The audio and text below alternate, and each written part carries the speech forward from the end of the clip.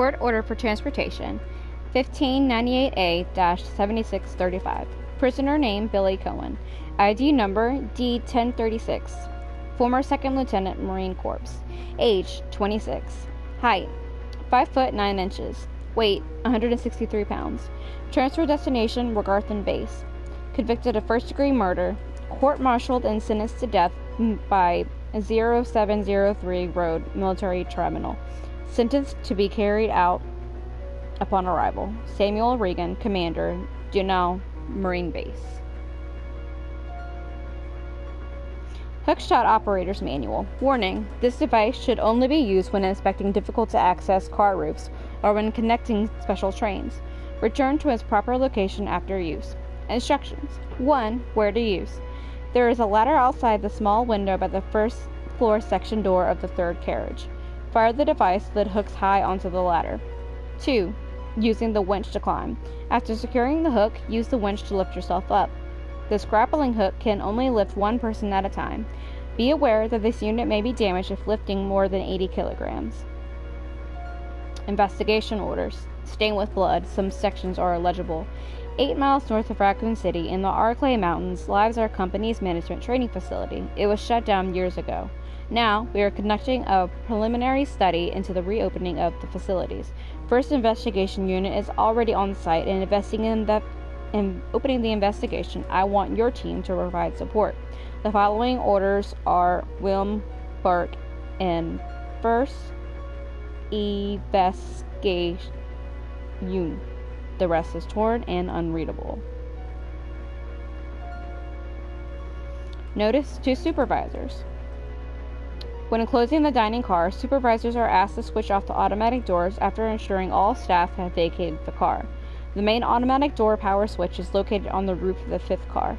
Inspections will take place when the train is garaged. After inspections are complete, use the ladder at the rear of the 2nd floor of the dining car. Umbrella Corp. Maintenance Department. Passenger's Diary. July 14th. Orders came from the boss today. Looks like we're in charge of investigating the remains of the Arclay Mountains laboratory. We're moving in 2 groups. The initial group is assigned to start checking what's left of the abandoned experiment. July 16th.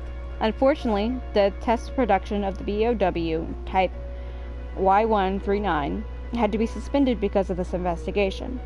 It's the same with the type Y139. There's still so much we don't know about the responses to the crustacean T virus. There's a lot of interesting research left. Depending on the species and nurturing conditions, only minute doses of T bring about remarkable changes in solidity, size, multiplication of internal toxins, and brain development. If these effects can be controlled, a powerful weapon can be produced. But the sudden development of the shell results in a corresponding fragility. Certain areas become exceedingly weak. Problematically, one of those areas is in the head carpus. In this lab we are going to, were they pursuing the same research? It would certainly help to find data and samples that would help us in our research. July 19th. The day is finally approaching. I am growing more anxious. The Raccoon City newspapers and TV stations are full of reports about the bizarre murders in the suburbs. It can't be the virus, can it? If it is, no, I can't think of that now. I have to concentrate on the investigation and make sure it goes smoothly. Brake Operation Manual. Using the brake control, the following 3 steps are necessary to operate the brakes. Step 1. Activating the controls. Brake controls are located in the following locations. First car driver's compartment, rear deck of the 5th car. To activate this system, you must insert the magnetic card into the device in the 5th car. This will supply power to both sets of controls. Step 2. Enter rear deck code. Enter the code for the rear deck unit to release the lock. After this, the driver's compartment code can be entered. Step 3. Enter the driver compartment's code. Enter the code for the driver's compartment unit to remove the lock. Upon completion of these 3 steps, the manual brakes can be used. Note from conductor. The key card for the driver's compartment is in my bag as always, but I need the other's got key too to open the damn thing, but it looks like I've lost it somewhere. If it was a normal key, someone will be sure to turn it in, but this key is different. I'll look for it too, but if you happen to find it, please hand it in. Thanks in advance. Regulations for trainees. Training facility mission. This training facility will raise a new generation of model employees to serve the future of the Umbrella Corp. Applying the strictest and most rigorous training standards, this facility will, without regard for gender, race, or creed, produce only the best candidates to be the global future leaders of Umbrella Corporation. We look forward to the development of your leadership qualities. Training facility guidelines. Discipline, obedience, unity. These 3 words are the base principles that govern Umbrella Corporation employees and are considered to be the law of this facility. Keep those words in mind at all times. Devote yourself to your training and bring honor to yourself and this corporation. James Marcus, Director, Umbrella Corporation Management Training Facility. Notice to all staff. This document is very old. Much of the writing isn't illegible. Regular meetings of the vaccine research and infections agents teams will be held. Both meetings are security level 5 and will be held in the following locations. First floor, West Operations Control Room. Second floor, Southeast Meeting Room. The entry code shall be 815. Thank you. Marcus's Diary 1. December 4th. We finally did it. The new virus. We have called it the progenitor. I want to carry it back and start detailed investigations immediately. March 32nd. Spencer says he's going to start a company. Well, I don't care. As long as I can continue my research into progenitor, he could do what he likes. August 19th. Spencer keeps asking me to be the director of his new training facility. Maybe it's because of the business, but he is becoming intolerably pushy. But maybe I can turn this to my advantage. I need a special facility to properly explore all this virus's secrets, a place where no one will get in the way. November 30th. Damn that Spencer. He came to complain to me again today. He thinks a progenitor is nothing more than a money-spinning tool. Fool! But if his influence continues to grow, it can only be bad for my research. If I'm to properly develop progenitor, I must strengthen my own position too. September 19th. At last. I've discovered a way to build a new virus type with progenitor as a base. Mixing it with leech DNA was a breakthrough I needed. I call this new virus T for Tyrant. October 23rd. It's no good. I can't hope for real progress by experimenting on the mere rodents. Only humans can be a proper mammalian subject for the experiments. Otherwise, I'll never make any real progress. November 15th. Someone seems to suspect something about my experiments. But perhaps it's my imagination. Well, if anyone does get too close, they might find themselves unexpectedly assisting in my research. January 13th. At last, they are ready, my wonderful leeches.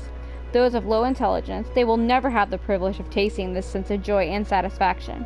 Now, finally, I can move against Spencer. Soon I will control everything. January 31st. The devices I set to protect my work have been disturbed. It appears someone came looking for tea and the leeches. Fool. No doubt the work of Spencer's group. February 11th. Today I again found evidence of tampering around the entrance to the labs.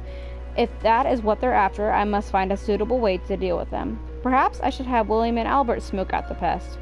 Those two are the only ones I trust, apart from my beloved leeches, of course. But Spencer, it wouldn't end there, would it? I will announce tea at the next director's meeting and collect my just rewards. I cannot talk. Sorry. Assistant Director's Diary. September 2nd. A useless bunch of trainees, as always. Where does headquarters find these idiots? We did get a couple of decent ones, though I can't complain, I guess. William and Albert. They might have a future. September 25th. Scholar Will. Practical Al. They really are opposites, and they're always competitive in everything they do. There's something ruthless and cruel about them both. October 7th. Got a sudden call from the director. It was to tell me to encourage a rivalry between those two. It's the first time since this training facility was built that Director Marcus has ever shown interest in anything other than his research. Well, whatever. Orders are orders. I'm going to have them tearing at each other's throats.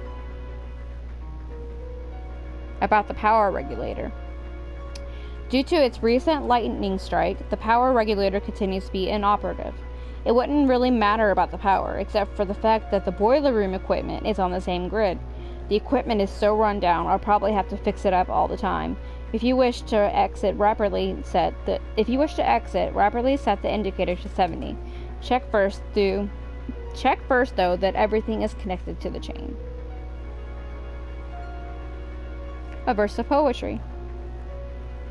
The moon bows to the earth swears loyalty to the sun, and the great law of the sun governs all things. This itself is the keystone, the point into glory. All our hands cannot open the door to heaven. Management Trainee's Diary. What is that Director Marcus researching all the time? And what's with his weird interest in leeches? Interest? Seems more like love at times. Rumor has it that there's something dangerous about those leeches. Is it true that Dennis just touched one? It is true that Dennis just touched one and he got ill with a fever. Again today, there were these horrible moans beyond that door. Let sleeping dogs. No way I'll go near them. Even if the director ordered me, I don't want to end up like Dennis. That poor bastard. Scratching and scratching makes me itch just watching him. Maybe go. Must maybe go. If can, but how? Dennis gone. I go. Hungry. Help. Mom. Inmate list. Correctional Institute inmates list. Matthews K. Deceased. Disposal complete. Midge D. Deceased. Disposal complete. Keith W. Preserved as specimen. Savage C. Transported to research facilities. Royce M. Transported to research facilities. Davids A. Preserved as specimen. Clark A. Transported to research facilities. Ellens J. Transported to research facilities. Terrence O. Deceased. Disposal complete. Kate A. Transported to Arklay Laboratory. Jerry O. Deceased. Disposal complete. Scott S. Transported to research facilities. Mitchell F. Transported to research facilities. Carrie T. Transported to Arklay Laboratory. Roberts A. Transported to research facility. Transported individuals to be deleted from the records. First Investigation Unit notes. We are searching the facilities and it looks like a lot of chemicals survived. Fortunately, the storage tanks are still full. We have just started and there is a lot we don't know, but it appears that the chemicals can be mixed to produce new substances. The chemicals are all scattered about, not because of the accident, more a result of a plain mismanagement. When we reopen the facilities, we will have to develop a system for dealing with those chemicals. Something is scrawled on the back of the note. Red plus blue equals sulfuric acid. Green plus red equals stripping agent. Marcus's Diary 2. This page has been torn out. Trouble is unlikely, but I close my babies up in a special capsule. But it won't be safe if I hold on to it myself. I'll hide it in that place. To hide a leaf, put it in a forest. To open the capsule, the special stripping agent is necessary. No way Spencer's lackeys could figure out how to make it. Investigators report.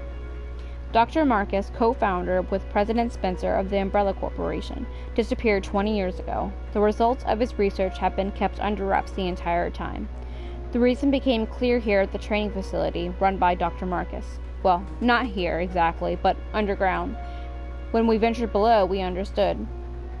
There we found evidence of Dr. Marcus's research into the T-virus prototype called Progenitor. The evidence of years of hideous experimentation that used companies' employees as guinea pigs.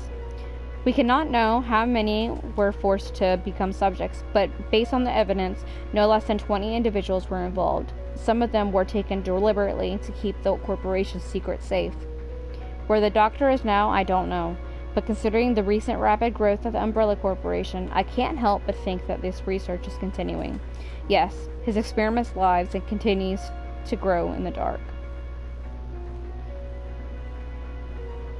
Those things, the fruit of his research, they fill this facility. The rest of the notebook pages are missing. Yes, I realize now that I said lives and it's supposed to be lives. Good for me. Good for me. Alright. Leech growth records. February 3rd, 1978. administrated T into 4 leeches. Their will to survive leads them first into parasitism and predation. I'm saying those words right? Hopefully. Y'all understand. Words are hard. Then they breed and multiply. Such a single-minded biology makes them attractive candidates for bioweapons research. Afterwards, no major changes observed. February 10th, 1978. 7 days since administration of T. Rapid growth to double former size. Signs of transformation emerging. Spawning successful. They doubled their numbers in 1 hour, but their ravenous appetites lead them to cannibalism. Hastened to increase food supply, but lost 2. March 7th, 1978. Provided them with live feed, but lost half when the live food fought back. However, the leeches are learning from experience and are beginning to exhibit group attack behavior. They are also ceasing cannibalism. Their evolution is exceeding expectations. April 22nd, 1978. The leeches no longer exhibit individual behavior, even when not feeding. They move as a collective. They consume everything I offer with remarkable efficiency. April 30th, 1978. An employee has stumbled onto my experiments. Can a human be a food source? How will the leeches respond? June 3rd, 1978. A day worthy of commemoration. Today, they begin to mimic me. Surely they recognize their father. Wonderful children. No one will take you away. Laboratory Manager's Diary. Today, under Director Marcus's orders, I changed the platform entry code. Later, I asked him what the source of the entry code was. He told me it was based on something significant in his children's growth. But the director's a loner. He isn't married, and he sure doesn't have any children. What did he mean? BOW report. Research to date has shown that when the progenitor virus is administered to living organisms, violent cellular changes cause a breakdown in the system. Furthermore, no satisfactory method has been found to control the organisms for use as weapons. Clearly, greater condition at the cellular level is essential to enable further growth. I conducted a number of experiments in an effort to find a breakthrough. Here's my report. Insecta. Perhaps because these ancient animals have been genetically stable for millennia, when administered with a progenitor virus, they exhibit only explosive, high-energy growth and increased aggressiveness. It is extremely difficult to envision them as a BOW. Amphibia. Injecting a frog with the virus resulted in an increase in leaping power and abnormal tongue growth. However, no change in mental ability was observed. Furthermore, an abnormal appetite resulted in the test subject randomly attacking all moving objects. Usefulness for BOW is limited. Mammalia. The progenitor virus was merged with monkey cellular DNA, resulting in increased fertility.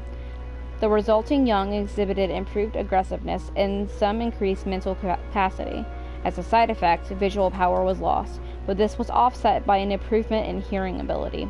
However, they were unsatisfactory as weapons. It does seem that no progress can be made without making humans in the base organism. About battery fluid.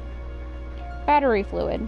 The fluid used in batteries is a diluted solution of mixed water and sulfuric acid. Both must be of high purity. When fully charged, battery fluid should have a specific gravity of 1.28 0.010 at 20 degrees Celsius. Battery acid purity. Take care that the dilute sulfuric acid solution is of a sufficient purity. Yeah, I wasn't going to try to pronounce the little plus minus because I don't know what that is. I'm not good at math, so if you know the file, you know what I was trying to say. And if you don't, there you go. Sorry, you can look it up yourself. Investigators report 2. We should have finished with this dump long ago. When all this started, did anyone expect that there would be guns blazing away like this? We weren't told a thing about these creatures attacking us at the briefing. Guess they were a surprise to the head honchos too, the things in the woods. Just starting to attack people, that had to be planned. Someone deliberately scattered that virus, no doubt about it. But the guards, our fellow soldiers, they still must be around. Well, whatever. don't have to worry about that anymore. What I've got to worry about is whether to use my last bullet on myself or on my friend. That's the only decision I have to make. Treatment plan. Treatment plan manager's diary. 5:10. Damn it, why is normal industrial waste being delivered here? This is an umbrella corporation facility. We can't deal with this volume of material. Plus, they're sending us contaminated materials that we can't process. What are we supposed to do with it? 7:24. Well, looks like they're closing it down. Not surprising. Using it like they did had to be done, but it was pretty sudden. It's not like they cared until now. Anyway, as long as I can get out of here, I don't care what they do. Gate Operations Manual. To open the heliport in case of emergency, follow the procedures below. Removing the lock. There are 4 locking mechanisms in that order, which must be activated in this order. I butchered that. There are 4 locking mechanisms in the room, which must be activated in this order. Southwest side, northwest side, southeast side, west side. Turn each of the mechanism's handles to unlock the gate. And that is the last file in Resident Evil 0. I got all of these off of the Evil resource, as well as the gameplay was just Billy just hanging out here with us and watching me word vomit as I read these files and tried to breathe and pronounce words, which was hard, but I did it, and I want to continue doing this. I want to continue reading files on the various Resident Evil games. I have been not uploading for a month because my AC is still out. It gets really hot, and having to turn off fans and stuff while I record is near impossible because I will sweat. And I don't like sweating. I don't know anybody that does. So I hope that you guys enjoy this video, and if you like more, subscribe, like, comment, whatever you want to do. And I will see you guys in the next video. Bye.